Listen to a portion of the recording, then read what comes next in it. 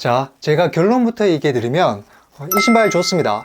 쿠션 정말 좋고 탄성도 훌륭합니다. 시합용으로는 조금 부족하지만 쿠션 좋고 탄성 좋은 훈련용 러닝화를 찾는다면 프라이맥스2 스트롱이 베스트입니다. 그런데 저는 이 신발을 정가에는 다시 구입 안 할 것 같습니다.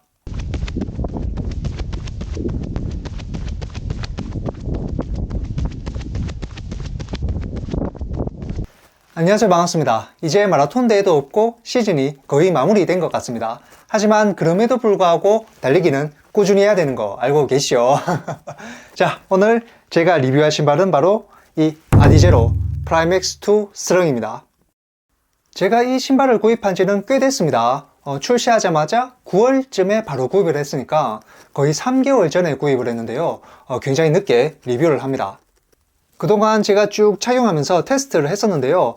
일단 신발 자체는 좋습니다. 이 프라이맥스2를 착용하면 달리기가 재밌어요. 푹신푹신한 쿠션에다가 탄성도 좋아서 신발이 아주 재밌습니다. 알파 플라이 같은 인위적인 탄성감을 느낄 수 있기 때문에 아주 매력있는 신발입니다.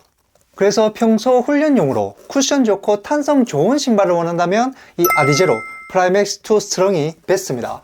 그런데 장점도 느낄 수 있었지만 단점도 정말 명확했는데요. 이 개인 차에 따라서는 정말 치명적일 수도 있는 단점도 있었기 때문에 호불호는 분명히 갈릴 신발이라고 생각을 해요.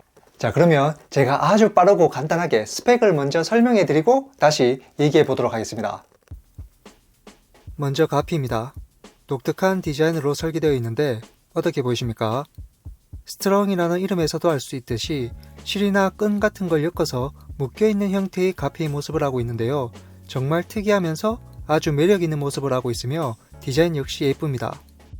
저는 처음에 이 신발의 가피를 보고 니트 형태처럼 유연하고 부드러운 느낌을 예상했었습니다만 전혀 그렇지 않았습니다.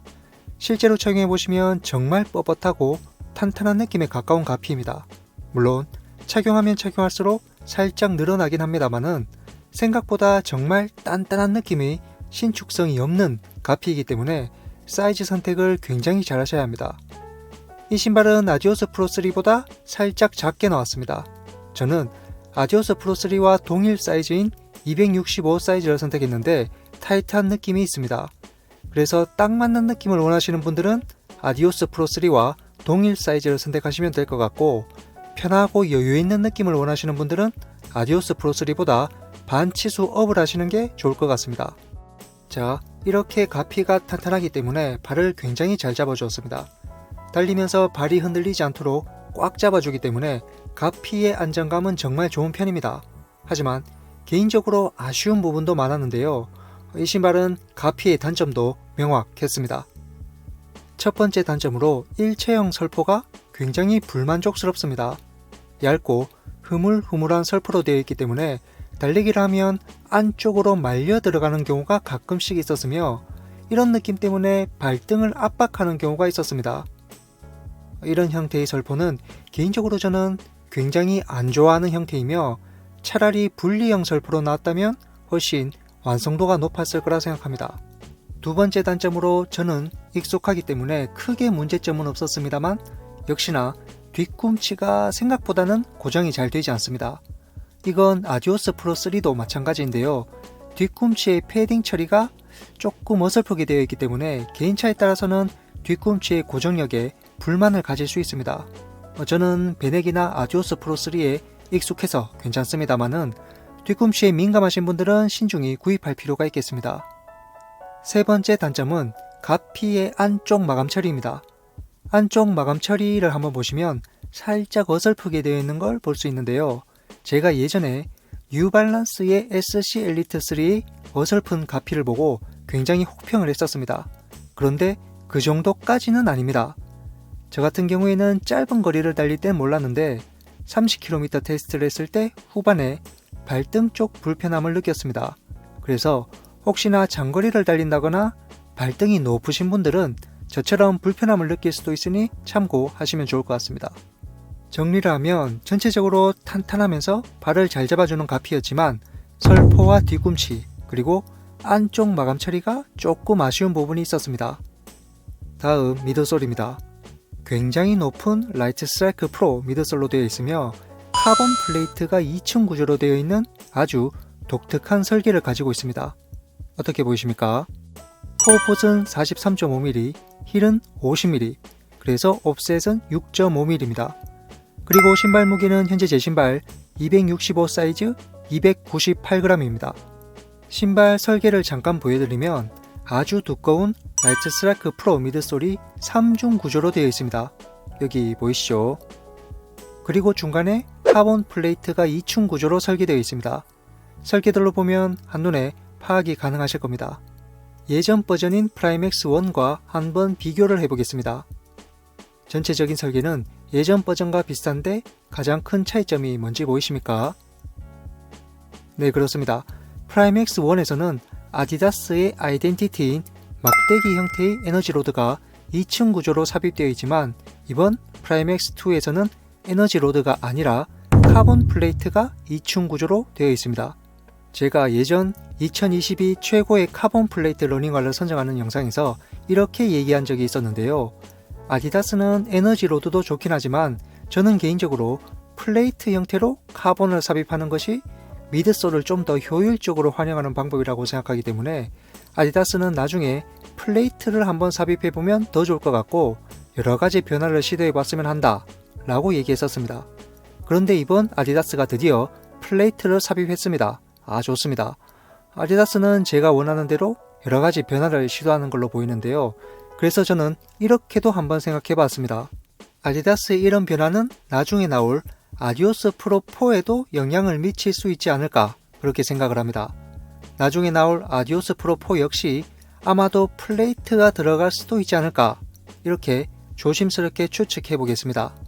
자, 이렇게 카본 플레이트가 2층 구조로 들어가고 미드솔 역시 전작보다는 훨씬 넓어지고 안정적인 설계로 바뀌었습니다.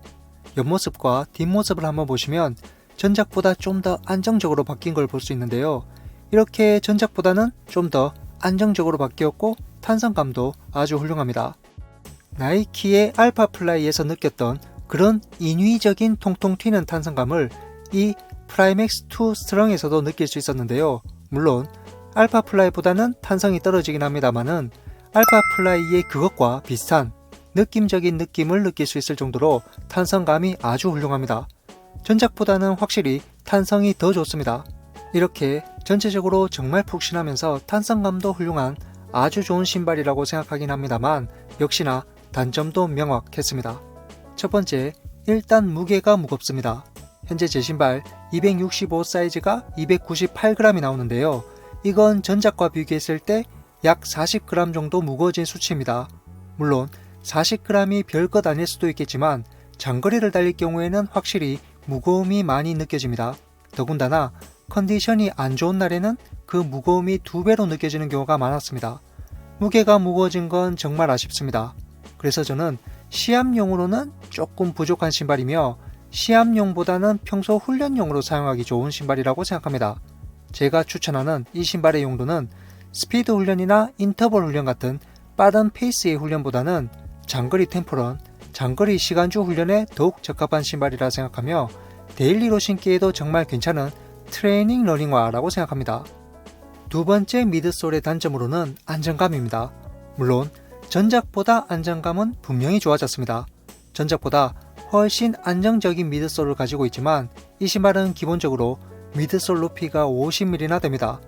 현존하는 러닝화 중에서 가장 높은 미드솔을 가지고 있다라고 생각하시면 될 것 같은데요. 그래서 전작보다 안정감이 좋아지긴 했습니다만 그럼에도 불구하고 개인차에 따라서는 분명히 불안정하게 느끼는 분들도 많을 겁니다. 특히 지면이 고르지 못한 곳에서 달린다거나 갑작스런 방향 전환을 할 땐 미드솔이 불안정하긴 합니다. 그렇기 때문에 발목이 약하거나 발목 안정감에 민감하신 분들은 달리기를 하다가 발목을 접지르는 경우가 발생할 수 있으니 참고하시면 좋을 것 같습니다. 정리를 하면 푹신하면서 탄성 좋은 미드솔을 가지고 있지만 무게가 무겁고 불안정한 미드솔을 가지고 있다 라고 생각하시면 될 것 같습니다. 다음 아웃솔입니다. 컨티넨탈 아웃솔과 함께 그립력이 아주 좋은 고무가 같이 붙어 있습니다. 어떻게 보이십니까? 아웃솔은 아주 좋습니다. 달리면서 발이 밀린다는 느낌이 전혀 없었고 천천히 달리든 빨리 달리든 안정적인 그립력과 함께 치고 나가는데 전혀 불편함이 없는 아주 잘 뽑힌 아웃솔입니다. 내구성 역시 좋은 느낌인데요. 흙길이나 아스팔트 등등 제가 지금까지 좀 거칠게 달렸음에도 불구하고 갈려나간 부분이 많이 보이지 않습니다. 아디다스의 아웃솔은 뭐 두말할 필요 없죠. 아주 훌륭합니다. 자, 그래서 프라임엑스2 스렁이 좋냐 안 좋냐 그게 제일 중요하잖아요. 그죠? 제가 이 신발을 꾸준히 테스트하면서 느낀 점은 와 정말 좋다, 와 이 신발 진짜 좋다 이런 느낌은 아닙니다. 그런데 이 신발 좀 매력이 있네, 이 신발 좀 재미있네 이런 느낌입니다. 제가 다시 말하면 다른 브랜드의 플래그십 카본 플레이트 러닝화보다는 더 좋지는 않습니다. 뭐 알파플라이나 베이퍼플라이 넥스트, 아디오스 프로3나 엔돌핀 프로 같은 그런 플래그십 카본 플레이트 러닝화보다는 확실히 별로입니다. 성능을 비교하면 조금 부족하다는 얘기를 드리고 싶습니다. 하지만 신으면 신을수록 이 신발 재밌네, 이 신발 좀 매력있다 이런 느낌입니다. 푹신푹신하면서 통통 튀는 탄성감이 달리기를 아주 재미있게 만들어줍니다. 제가 조깅 페이스부터 빠른 페이스까지 그리고 장거리도 한번 달려보니까 약간 알파플라이 1의 하위 호환 그런 느낌이 있거든요. 알파플라이를 신어보신 분들은 아시겠지만 알파플라이는 성능도 뛰어나지만 달리기를 재미있게 만들어줍니다. 뭐 어떤 느낌인지 신어보신 분들은 잘 이해하시죠. 이 프라임엑스2 스렁은 알파플라이보다 성능은 떨어지지만 달리기의 재미는 알파플라이와 동급이다 라고 생각하시면 될 것 같아요. 그래서 시합용으로는 부족하지만 평소 훈련용으로는 아주 좋은 신발이라고 생각을 합니다. 푹신푹신하면서 통통 튀는 탄성감이 좋은 훈련용 러닝화를 찾는 분들에게는 바로 이 신발이 아디제로 프라임엑스 스렁이 베스트라고 생각합니다. 다만 제가 인트로 영상에서도 말했지만 가격이 정말 비쌉니다. 저는 러닝화를 좋아하고 유튜버이기 때문에 33만 9천원 정가에 이 신발을 구입했는데요. 그런데 이렇게 정가를 주고 구입한 신발은 아니라고 생각을 해요. 이렇게 비싼 돈을 주고 구입할 정도의 신발은 아닙니다. 뭐 좀 매력 있는 신발이지만 33만 9천원은 좀 선을 넘은 것 같아요. 개인적으로 이 신발은 20만원 초반 혹은 중반 정도가 적당하지 않을까 라고 생각을 하는데요. 제 시청자분들은 정가로 구입하기보다는 나중에 할인을 하게 되면 한번 구입해 보시는 게 좋을 것 같습니다. 자, 그럼 오늘도 제 리뷰 영상 시청해 주셔서 감사하고요. 저는 다음 영상으로 다음 신발 리뷰로 찾아뵙겠습니다. 감사합니다.